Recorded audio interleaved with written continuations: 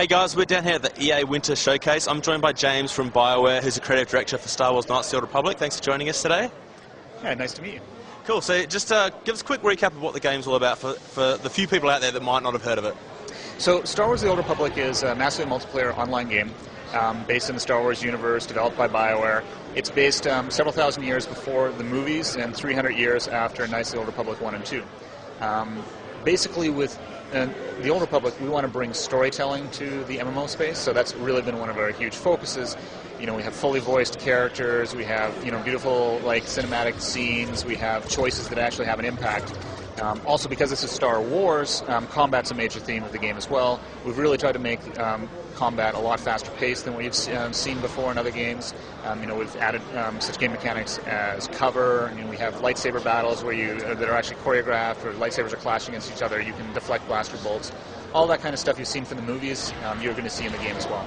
Cool. And so you've already announced 6 classes previously. You've announced 2 brand new classes today. One of them is the Jedi Consular. So can you tell us a little about that character and what's some of his abilities and some of his characteristics? So there's 2 Jedi classes in the game, the Jedi Knight and the Jedi Consular. The Jedi Knight is more of the at the front fighter type who leaps right in there, swings his lightsaber around, takes lots of damage. But the Jedi Consular is more based in telekinetics. He stays a little bit back, though he also can engage with his lightsaber. He can use telekinetics to throw his enemies around, lift them up into the air, slam them down to the ground. He's also a type that can be more of a support Jedi, using abilities to heal or to buff like your other player characters or companion characters. Story-wise, the Jedi Knight is much more, he has a much more action-oriented story, much more straightforward, Republic versus Sith Empire story. The Consular story, he's much more of the investigator. He's more akin to Obi-Wan Kenobi, while I would say that the Jedi Knight is more like a Mace Windu. Cool. And we also saw the Sith Inquisitor. Can you tell us a little about this new character class? So on the Imperial side, you have the Sith Warrior and the Sith Inquisitor. Sith Warriors, he was inspired by Darth Vader.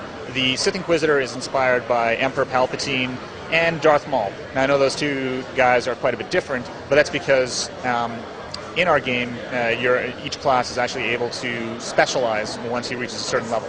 So the Sith Inquisitor, he starts off, he's lightly armored, he's very acrobatic, he uses a lot of lightning abilities, and also some telekinetics as well. Then, when you decide to specialize, you can either really focus on the lightning abilities and being more of a longer-range character and a support character, where you get to just take out 5 guys with a giant lightning storm, or lift them up into the air and fill them with lightning and crash them down to the ground. I don't know if you managed to get the hands-on demo, but I'm sure you had a little bit of fun with that. But you can also take a different path where you're much more about the acrobatic dual, where you're wielding the lightsaber staff, and you're much faster paced. And you also still use lightning, but it is a different feel. And that each one of those classes, each class in our game gets to make that choice, kind of specialize in 2 different ways. Sure. And how do the missions kind of play to the strengths of each of the character classes? So when you're playing PvE, kind of how will that gameplay differ? In our game, we have 2 different kinds of missions, or quests, you can call them. We have ones that are class-based, we call them the class story arcs, and then we have the group quests. The class story arcs are completely focused around satisfying your class story and your character, so they're built for that character. If it's a Jedi Knight class story, it's totally built for that character, for his strengths, and to progress his story. It's very much... And those stories are like your own BioWare epic story, which has characters that come back and weave in and out of the story, where there's twists to the story, and it's kind of the core of our storytelling. Now, the group quests are built so that they can support any of the classes within that faction.